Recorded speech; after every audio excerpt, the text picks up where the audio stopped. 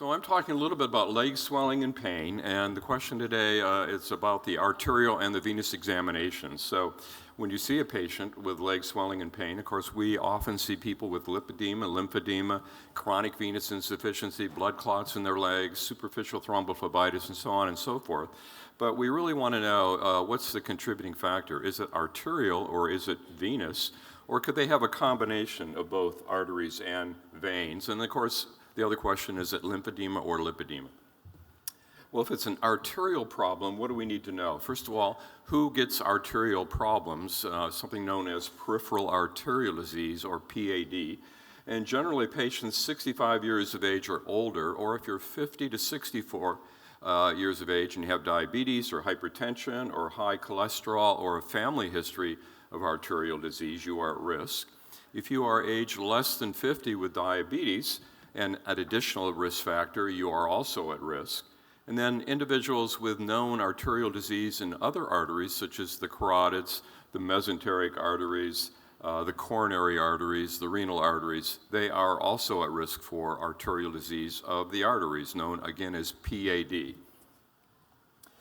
What is the clinical spectrum of arterial disease?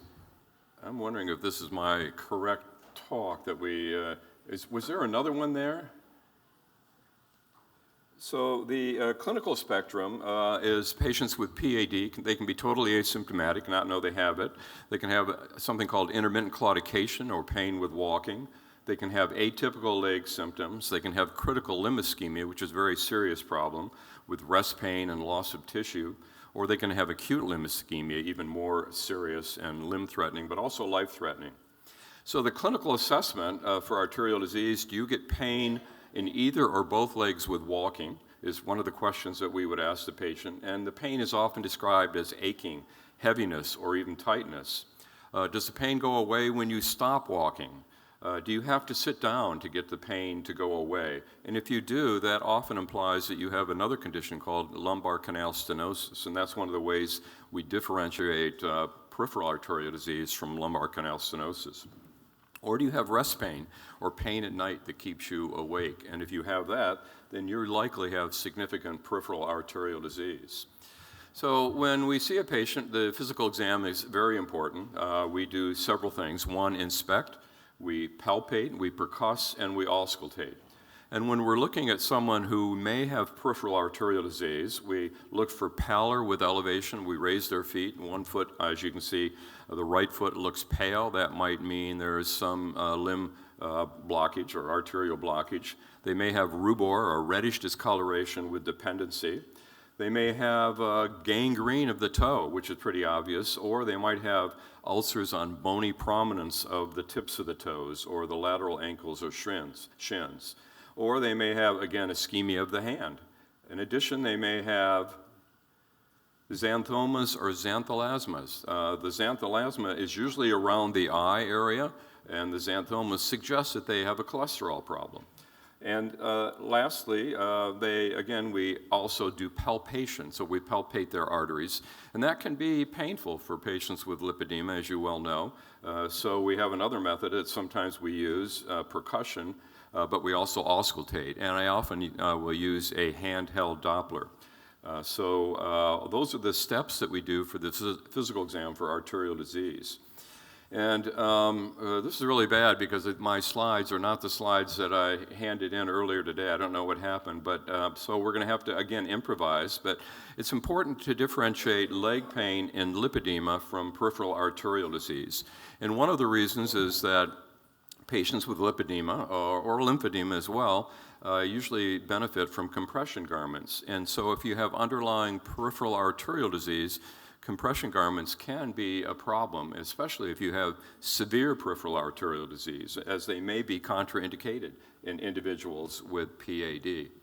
So what do we do if we do our palpation? We don't feel the pulses, or they don't seem to be adequate. Then we have additional studies that we can do. And one is do a test called the ankle brachial index, and we take the blood pressure, measure it in your arm, and compare it to your ankle blood pressure. So if my blood pressure in my arm is 100 millimeters of mercury, and the blood pressure in the ankle is 50 millimeters of mercury, you have an ABI, which would be about 0.50, suggesting you have significant arterial disease. The other thing we can do is something called the toe brachial index, and then pulse volume recordings are others. Here's a good example, again, of what we just talked about, the ankle brachial index. Again, the blood pressure in the ankle divided by the arm pressure. Normal ABI would be 0.91, some say to 1.14. We use 1.30 at the clinic. If you have PAD, peripheral arterial disease, your ABI will be less than 0.91. And if you have severe PAD, some would say 0.50 or less than 0.40. And on the other hand, if you have diabetes, sometimes your arteries can be calcified and you have what we call non-compressible when they are doing the ABI, and your ABI may be greater than 1.40. So this is very useful to determine, a very simple study, test that can be done to tell you if you have PAD. And again, if you have significant swelling in your legs, excuse me, it might be hard to feel the pulse, and therefore this is a nice exercise. A toe brachial index, you can see there's a sphygmometer and a little cuff on the great toe. It's a useful adjunct to the ABI, and again, when we're dealing with peripheral arterial disease. It's not sensitive to blockage and occlusions because the ABI is not so sensitive in the foot area. This is a good test to tell you if you have significant distal, meaning toe or ankle or foot arterial disease. It might be helpful, especially in the diabetics, as I mentioned, because sometimes their arteries are calcified and the ABI is not as accurate. So this is a simple test that you can do, a TBI, and a normal TBI at the clinic is greater than 0.65. We also have pulse volume recordings. These are studies in which the patient has applied blood pressure cuffs on both arms and on their legs in various different areas to determine where the blockage is. So we can determine if you have a groin artery blockage or blockage behind your knee or in your lower leg, in your calf muscle arteries, for helping, again, evaluate the patient with peripheral arterial disease.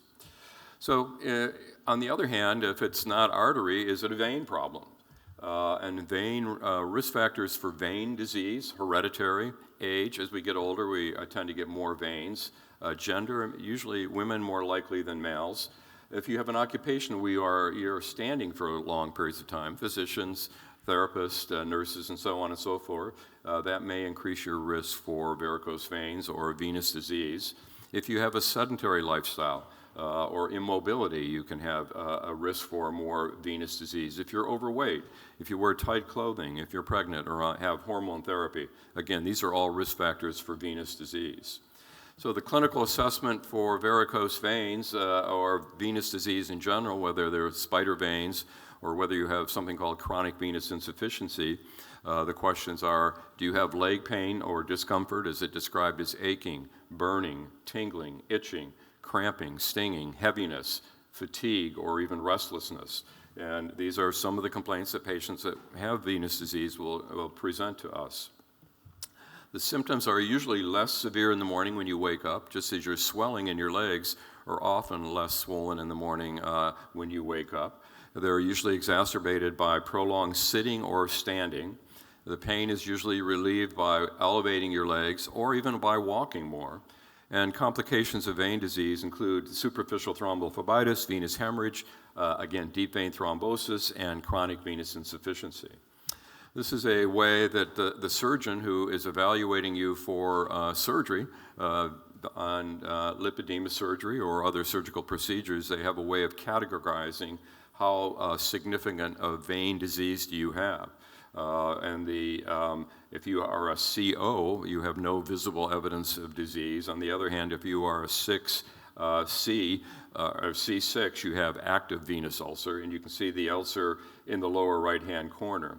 If you have the second box up, I don't know how well that projects, probably not very well, but that's something called corona phlebitictica, and implies that you do have significant valve dysfunction from your vein system. And then other findings that you would see include swelling in your leg, eczema, or hyperpigmentation. Varicose veins are very common. 10 to 30% of the population may have varicose veins, something like 25 million people in the United States. A very significant number also have something called chronic venous insufficiency, where they have venous stasis or leg ulcers. Again, females are more likely to have vein problems than men. And the reasons we get valve and combination problems are usually from incompetent valves. You have multiple valves in your calf muscles and your deep veins that function open and close, and they can be damaged if you have a blood clot, or they can be damaged from pregnancy and other reasons. If you have obstruction, again, that would be from the blood clot, and that will damage your valves. If you have muscle pump dysfunction, if your calf muscle isn't working as well for whatever the reason, or a combination. So all of these are factors in the physiology of why you get venous disease, varicose veins, and chronic venous insufficiency. In the physical exam, in your upper left-hand corner, you can see the smaller, maybe reticular veins or spider veins. The second picture, I don't know if we have a pointer on here. Is there a pointer on this? Lou, is there a pointer? Yeah, it's on the very top. The very top, okay. The green or the red?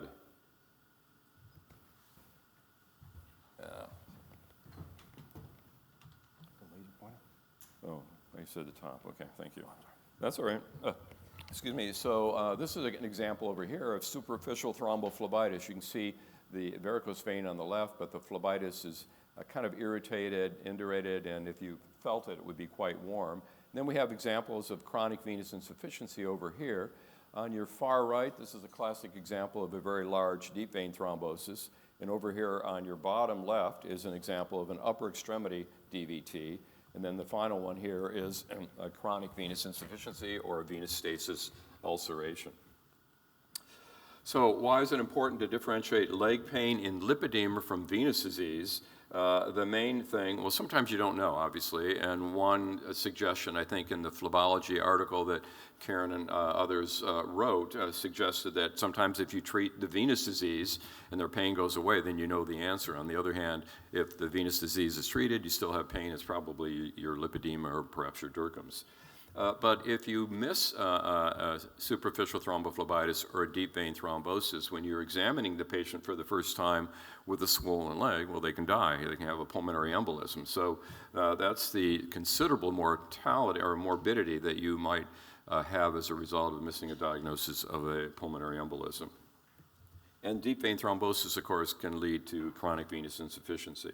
And in your upper right here is an example of an ultrasound, and when the ultrasonographer is doing your scan, whether it's for varicose veins or valvular insufficiency, or whether or not you have a blood clot, if the vein doesn't compress, and you can see the vein doesn't compress, or perhaps you can see that, that's an example of a blood clot. And then the lower one here, this is a chest CT, and this intraluminal filling defect here in the left pulmonary artery is a large pulmonary embolism, which is the third most common cardiovascular cause of death after myocardial infarction and stroke. So non-invasive imaging, again, this is an ultrasound, and once again, we have a very extensive left leg deep vein thrombosis, but very helpful in not only diagnosing deep vein thrombosis, but also valvular incompetency, which again is very important to the surgeon or surgical team that's going to operate on you for lipedema. So lipedema, we've heard already. I'm kind of repeating what others have said, but usually you have an upper body that's relatively normal, a disproportionate lower extremity. Usually you have bilateral symmetrical, grossly enlarged buttocks, thighs, and calves. We have the ankle cutoff sign example here, or you may have the wrist cutoff sign shown here. Not quite as dramatic. It's usually non-pitting edema, pain or tenderness on palpation, fat pad sign, we call it retromalleolar fat pads. Usually you can see, I don't know if we have a picture there. I didn't have a picture there of that. Hypothermia, we heard of the skin, orthostatic edema, and it's often misdiagnosed, as you all well know, as lymphedema, but it can convert to lipolymphedema. And then the question is, it Dercum's disease? Usually women more likely than men, more common in ages 40 to 60, and we've heard all of this from Karen just a few moments ago, but multiple painful subcutaneous lipomas, and the cause still is of question. This is just an example of the pain distribution in Dercum's disease, often out of proportion to the physical exam while you're seeing the patient. and the pain may be burning, aching, and reproducible by palpation. And I think part of the definition is it must be present for more than 3 months or more. I don't know if that's still a criteria. And often patients will have resistance to traditional analgesics, and you can see here in the diagram the more common areas for Dercum's disease.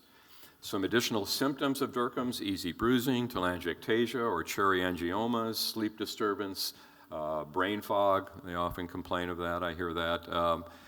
Thank you. Shortness of breath, rapid heartbeat, bloating or constipation. I think Karen mentioned some of the GI symptoms that they are likely to have. Lymphedema, I think for lack of time, I'm going to scan through this quickly, but often you'll see a dorsal hump. You'll have the positive stemmer sign, exaggerated skin creases, and squaring of the toes, and on occasion the peyote orange late sign. And here you see pitting edema, and one of my first cases of the lymphedema back in 1990, I think. I'm not going to go into the classification, but the diagnosis we can often make by lymphoscintigram or even MR with contrast. Sometimes we do exclude other pathology with lymphedema with CAT scan, and then MR angiography. Why is it important to differentiate leg pain and lipedema from lymphedema? Well, it's very frustrating. Many of the patients I see come in after being told they've had lymphedema for years and years, and it's really lipedema. And it's pretty simple that most of the time lymphedema is unilateral, but it can be bilateral rarely. And with that, I have 1 minute 38 seconds left. Again, I apologize, the wrong slides came through. I had a few other things to say, but that's the way it is sometimes. You have to improvise. Thank you. Okay. Make them easy. All right. So are vascular treatments best done before or after leg surgery, i.e. liposuction, knee replacement, et cetera? Sure.